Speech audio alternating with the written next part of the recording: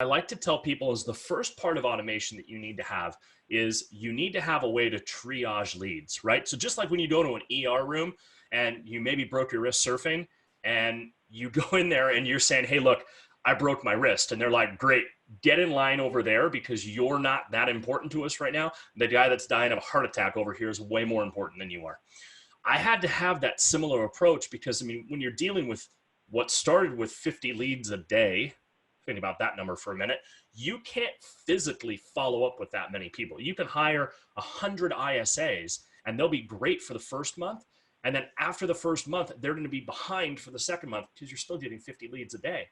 So what I used was I took a system that automated that, right? So I used Chime. And basically what Chime does is they use a lead score and they start saying like, hey, you need to start watching Toby over here. Toby is doing a lot of things that are making it seem like he is thinking about buying or selling a house. You need to be on top of him.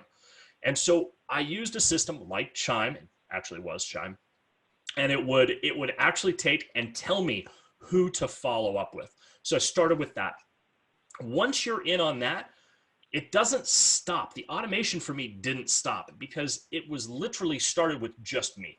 I was single agent doing my thing. When you start getting so many transactions under contract that this sounds bad, and some of you are going to roll your eyes at me right now, that you forget who you have under contract, you have to have systems in place. And so we actually used a self-made system that we had that was telling us like, here's where these people are in the process. And it would send out automated emails to them. Here's where you are in the process. We're now in inspection period. During this time, here are the things that are going to happen. We're going to introduce you to our inspector. They're going to do all these things. It made it seem very personal because I wrote all the emails.